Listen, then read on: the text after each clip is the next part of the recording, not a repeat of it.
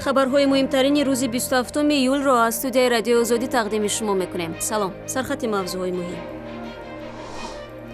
به قول نزدیکان غفور میرزویف زمانه یکی از بانفوذترین گنرال‌های توجیک در محبس گرسنه‌نشینی اعلام کرده است. قصه اذیت یک زن توجیک هنگام مهاجرت کاری او به عربستان سعودی. جوش میشد که مثال ابیت هم نمیتیند.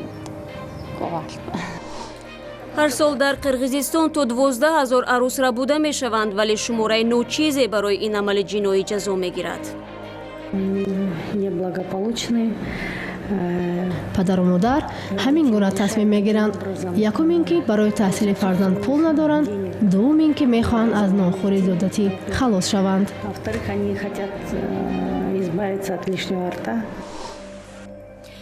غفور میرزویف زمانه یکی از بانفوذترین گنرال‌های توجیک دست به گرسنه‌نشینی زده است. او که بیش از 11 سال اخیر در کنج زندان به سر میبرد به خاطر بازبینی نشدن پرونده‌اش اعتراض دارد. نزدیکان غفور میرزویف در صحبت با میرزا نبی خالقزاد گفتند سابق فرمانده گارد پرزیدنتی باور دارد که اگر نامه‌های شکایتیش به دست رئیس جمهور میرسید برخورد با او دیگر میشد. گنرال سابق غفور میرزویف که پس از چند روز یعنی در ماه آگوست مهلت حبس او به 13 سال پر می شود پس از دریافت نکردن پاسخها از طرف مقامات تاجیکستان خصوصا از جانب امبودسمن و دادستانی کل تاجیکستان دست به گرسنه‌نشینی میزند. در نامه‌ای که غفور میرزویف به دادستانی کل و به امبودسمن پیشنهاد کرده است می بایست مهلت نگهداری او و رژیم نگهداری و شرایط نگهداری او دیگر کرده می شود، زیرا موافق قانونگذاری تاجیکستان پس از 10 سال باید یک بازبینی و دیگرگونی در شرایط نگهداری محبوس وارد کرده شود، اما در نسبت غفور میرزویف این دیگرگونی‌ها هیچ صورت نگرفتند و بر ضمن این نامه‌هایی که به امبودسمن و دادستانی کل پیشنهاد کردم چنین به عنوان پرزیدنت تاجیکستان امام الرحمن و همچنین به دستگاه رئیس جمهوری تاجیکستان پیشنهاد کرد اما پاسخ‌ها دریافت نکرد و این نتیجه شد که روز شنبه گذشته غفور میرزویف دست به گرسنه‌نشینی زده است. با معلومات شما میرسانم که اگر این خواهش من اجرا نشود در چارچوبه قانون برای من دیگر این زندگی در این حالی که در پیش چشم من قانون شکنی و صرف نظر کردن قانون ها چی در کار به من مجبور می شوم که اعتراض خود را با راه گرسنه‌نشینی یا با دیگر را از سنه 05 آغاز کنم. از شما خواهش میکنم این مسئله را دیده برایید. نمی شنبه گذشته روز شنبه گرسنه‌نشینی کردگی فشارش آوردستن کار سرش کردگیان نزدیکان اون به رادیو آزادی خبر دادن و گفتن که از داخل محبس اطلاع دادن که غفور میرزویف دست به گرسنه‌نشینی زده است و به این نشان اعتراض منتظر است که مقامات به نامه‌های او پاسخ میدهند و در رابطه با اون درخواست‌های کرده است چاره‌جویی میکنند. خصوصا غفور میرزویف بسیار میخواد که نماینده‌های امبودسمن به وارد محبس شوند و با او ملاقات کنند و شرایط نگهداری او آشنا شوند و از جمله پیشنهاد میکنند که حداقل در اتاقی که نگهداری میشد میز کاری و کرسی باشد که اون تواند نامه نویسد و همچنین شرایط نگهداریش در حبس تغییر داده شود و او را به اتاق انتقال دهند که حداقل 2 یا 3 نفر نگهداری می شود، یعنی در یک اتاق موافق تر.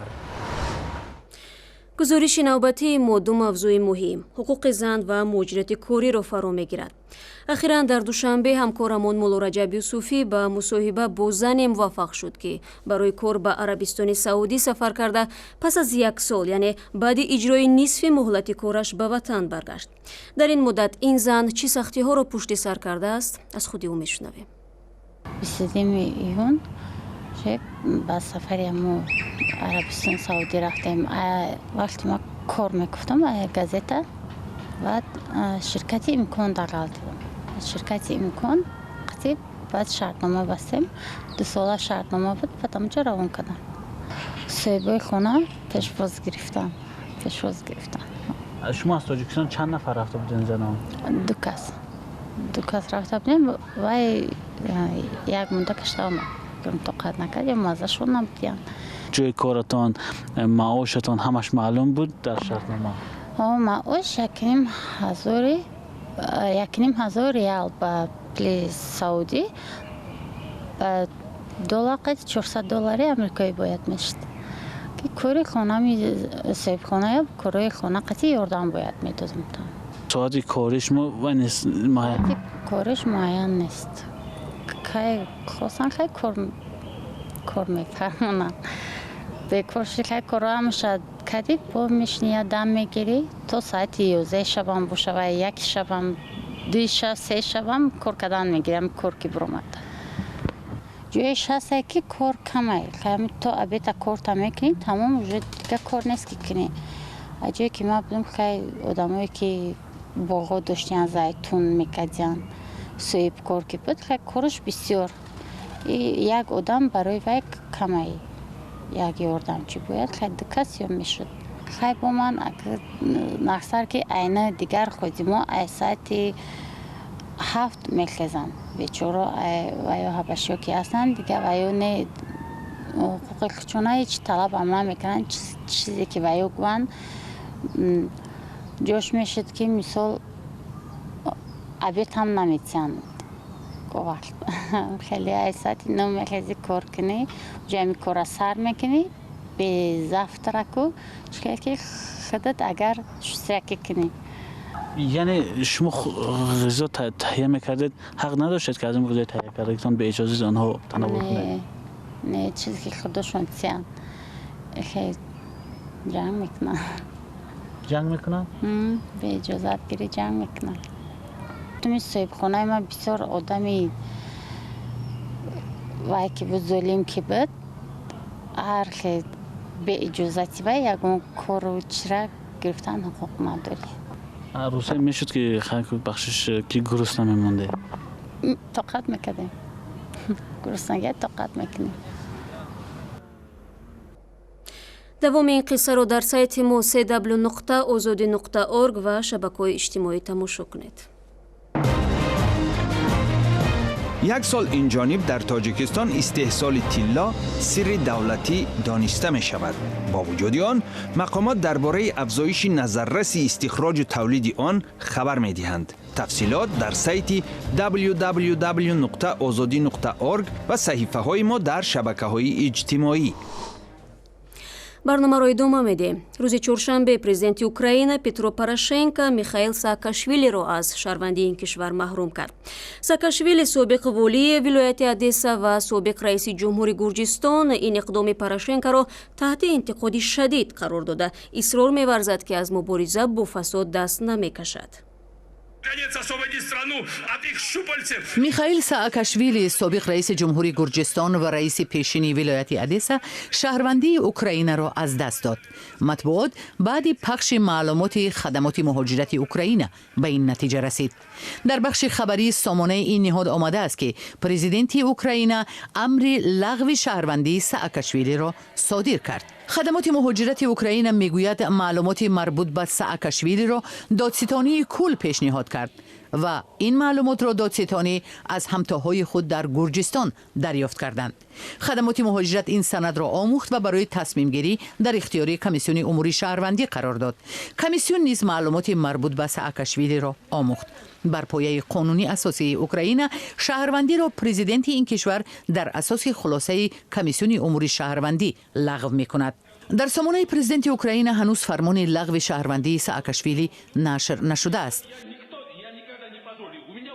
اگر این امر امضا شده باشد این به معنی است که کریر سیاسی ساکاشویلی یک نفری زمانی از شریکان پرزیدنت پوراشنکو و بعداً از تنقیدگران سیاست‌های او در اوکراین خاتمه یافت. از سوی دیگر ساکاشویلی به نشریه اوکراینی نووی وریمیا گفت که حالا در فکری بیرون رفتن از کیف نیست. این گمان هم وجود دارد که در شرایط فعلی احتمال ساکاشویلی در امریکا پناهنده شود، زیرا شهروندی او در حال لغو شد که او در سفر امریکا قرار داشت.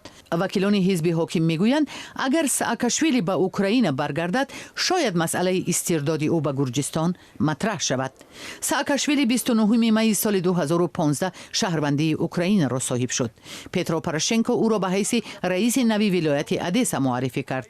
نخست ساکاشویلی از شهروندی گرجستان دست کشید و بعداً مقامات آن کشور شهروندی او را لغو کردند. این سیاستمدار از مقام رئیس ولایت 7 نوامبر سال 2016 کنار رفت. بعد تصمیم اون نشر اعلامیه‌های درآمد رسمی مقامات اوکراین سبب شد. گزارش تفاوت قابل ملاحظه میان درآمدهای واقعی و رسمی سیاستمداران عمل کننده اوکراین را به نمایش گذاشت. ساکاشویلی اعلام کرد که مبارزه با کروپسیا را ادامه می‌دهد. او پروشنکو را در حمایت گروه‌های فساد زده ایبدار کرد. ساکاشویلی همزمان گفت که حزب مخالفین را تأسیس می‌دهد. خدمات مهاجرت اوکراین در زمینه سبب‌های لغو شهروندی ساکاشویلی گفت که او هنگام گرفتن شناسنامه معلومات بر دروغ پیشنهاد کرد. ساکاشویلی گویا در گرجستان به حبس غایبانه محکوم شده بود و این را از مقامات اوکراین پنهان نگه داشت. ساکاشویلی سالهای 2003 تا 2013 پرزیدنت گرجستان بود. мақомоти қирғизистон талош доранд ба суннати қадимии арӯсрабоӣ хотима диҳанд. ба ҳисоби созмонҳои ҳомии ҳуқуқ, ҷамъи он занҳое ки дар қирғизистон барои издивоҷи маҷбурӣ рабуда шуданд ба 150 000 нафар мерасад.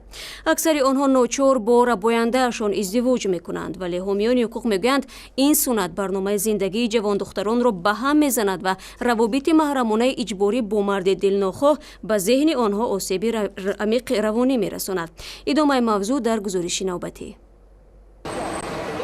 طبق قانونی که چند سال پیش در قرقیزستان قبول گشت، عروسربایی جنایت حساب می شود. اما از نگاه بیشتر ساکنان این کشور طبق سنت قدیمی که به خاطر ازدواج انجام می شود، داماد برای بنیاد عائله باید عروس را بدزدد. این سنت الکچو یعنی بگیر و بگریز نام دارد. بنابر آمار سازمان ملل متحد هر سال در قرقیزستان تا 12,000 دختر ربوده می شوند. به قول مدافعان حقوق بشر سازمان هیومن رایتس واچ، بیشتر دختران نابالغند. معمولا دزدی عروس‌های آینده در جایهای جمعیتی صورت می‌گیرد. انورا به هنگام ربوده شدنش 18 سال داشت. در کارخانه دوزندگی که من کار می‌کردم روزی چند جوان وارد شد. همکاران گفتند که حالا باید کسی را بدزدند. من از همه جوانترین بودم و فکر نمی‌کردم که انتخاب سر من می‌افتد. انورا را ربودند. آنها مرا به ماشین سوار کردند. من گریسته خواهش می‌کردم که رهایم کنند. من در هوای زمستان پایلوچ بودم. خواهش کردم که برای گرم شدن پایهایم چیزی بدهند. همه مست بودند و به عرق نوشیشان ادامه می‌دادند. بعد یک سال به انورا میسر شد که طلاقش را بگیرد. او نخواست که تحقیر را تحمل کند. ازدواج مجبوری تا 3 سال محبس را پیش بینی می‌سازد. برای عروسربایی تا 7 سال زندان مقرر گردیده است. ولی مشاور وزیر کارهای داخلی میگوید نه همه وقت این گونه قضیه‌ها تا دادگاه میرسند. در سال 2016 در اساس ماده 155 یعنی برای عروسربایی و مجبور کردن زن به ازدواج 30 پرونده جنایی بررسی گردید. نسبت 25 حالت پرونده جنایی باز شد. یعنی این به آن معنی است که چنین جنایت‌ها پنهان نمی‌مانند. یک مسئول وزارت مهنت و رشد اجتماعی میگوید ازدواج‌های برمحل زنان را از گرفتن معلومات عالی محروم ساخته دچار خشونت و تبعیض می‌سازد.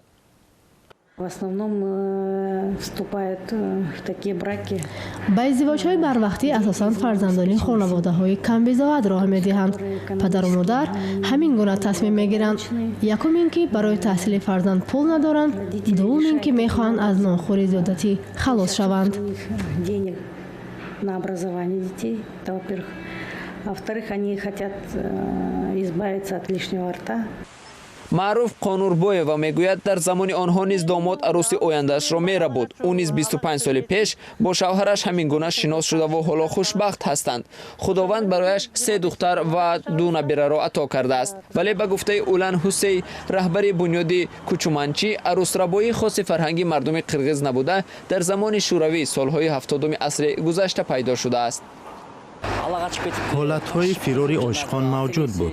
مثلا وقتی پدر و مادر میخواست دخترش را به نفر دیگر به شوهر بدهد یا اینکه دل داده ها از یک اولاد باشند. آدم ربایی باشد مجازات سنگین داشت، یعنی قتل میکردند. سنت الکچو همچون مخالف به معیارهای اسلام دینی اساسی در قرقیزستان است که طبق آن زن و مرد باید با رضایت طرفین عائله بنیاد کنند. خبرها و ویدیوهای بیشتر را در وبسایت ما www.azadi.org در صفحه‌های ویژه ما در یوتیوب و شبکه‌های اجتماعی پیگیری کنید. تشکر برای همراهی و خدا نگهداری هر یک شما.